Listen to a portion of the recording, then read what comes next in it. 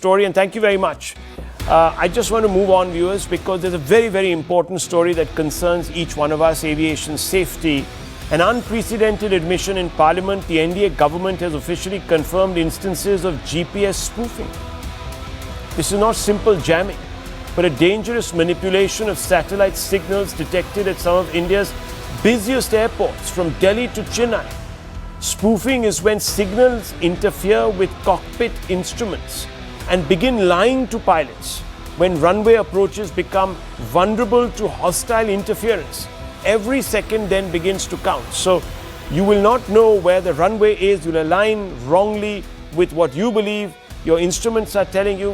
While using GPS-based landing procedures while approaching on runway 10, contingency procedures were used. GNSS interference reports also from other major airports, and they've also been listed viewers from Chennai, Bengaluru, all the major airports in the country. The government has earlier already placed airlines on heightened alert, with the DGCA directives now demanding real-time reporting of any abnormal GPS behavior. On the 12th of November, just about 20 days ago, any pilot, the government notification said, any pilot, ATC controller or technical unit detecting abnormal GPS behavior, example, position anomalies, navigation errors, loss of GNSS, signal integrity or spoofed location data, shall initiate real-time reporting within 10 minutes of occurrence. This is not a theoretical risk. It's a clear and present threat to aviation safety that poses some questions. And I want to ask those questions of our guests. Let's go straight across to some of those top pilots who join us. And I don't even need to introduce them anymore. They've become household names. But Group Captain Vinod is here with us. Group Captain, this is a very, very serious matter, isn't it? Because many people have suggested that you could trigger an catastrophic, Dadri-like crash between two planes and then use it to blame the government and the authorities and create all sorts of chaos in the country. While it is theoretically possible, Rahul, let me demystify so that our viewers aren't A, alarmed, B, understand how the technology works. Now, let me straight away dive into the loose word that we keep using as GPS. GPS is a word like Xerox. Actually, one of the photocopier is Xerox. So GPS is the American system called the GNSS, which you used, Global Navigation Satellite System. GPS is one of them. Vedu is another. GLONASS is Russian. We also have our own homegrown, which is like the regional system called the NAVIC.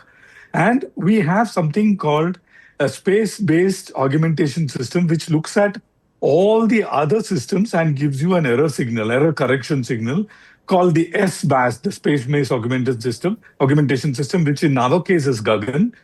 Also, in Airbus, I know for sure, we have something called an ABAS, an aircraft-based augmentation system. Now, people need to understand what is GNSS.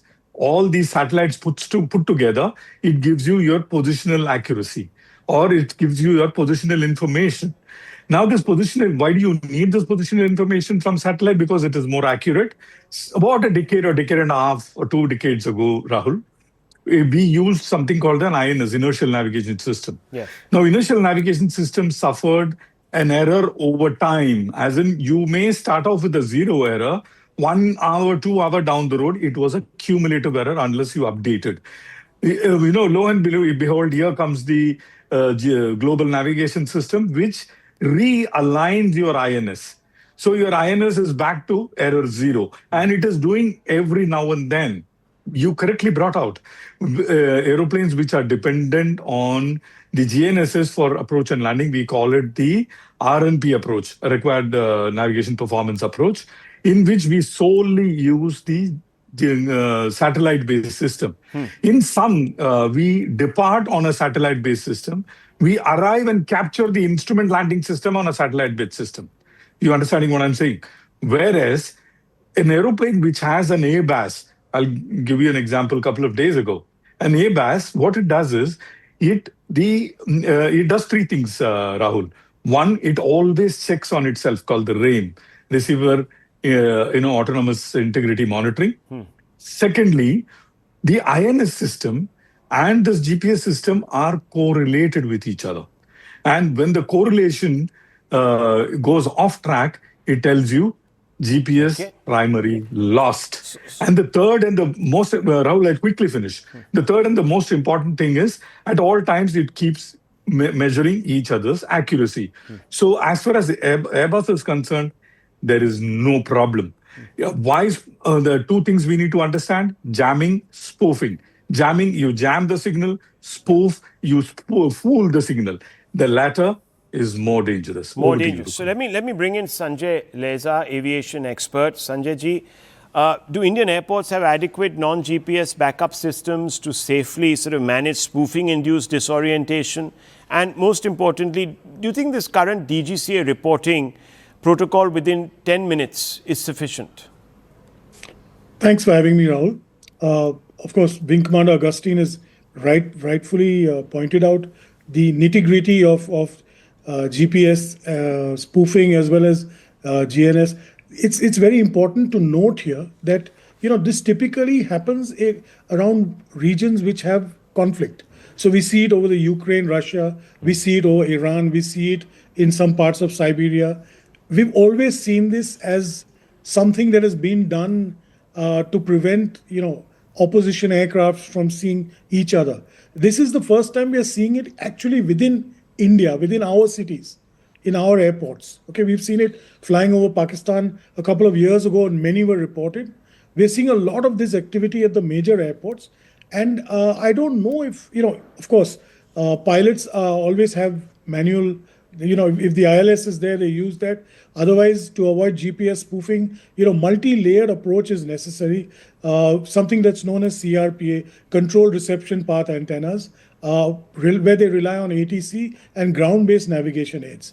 Now, I do understand also that from reports that there is a government committee headed by Mr. Doval, which is looking into these incidents of the last 1 month, where they've been involved with GPS spoofings in Indian aircrafts.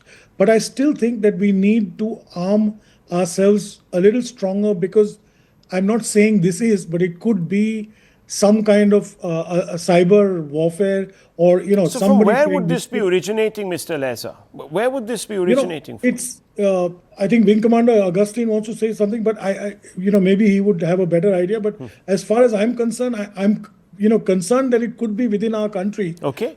Because otherwise, somebody from outside our country impregnating our own defenses and our own electronic It's difficult. Okay, so let me ask the Wing Commander, what's your best guess? I mean, this is very alarming.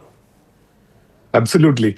In fact, I happened to be the one who tested out when I was in uniform these spoofers for the Air Force. So I'll tell you what is there in the open source so that we are not revealing too much. But the fact remains, why do we need a spoofer is the question, Rahul. There's something called a JDAM, which Trump went and dished out to all and sundry. It is the Joint Direct Attack Munition, which uses purely GNSS signal to come and hit you. It is silent. Okay. It doesn't require any mother aircraft talking. So, like Captain Lazar said, we spoof so that enemy bombs don't come and hit you. Yeah. As simple as that. But the question, Rahul, is even you today can go on Amazon, buy a few equipment which I can probably WhatsApp you. So are you suggesting that it is as easy as that?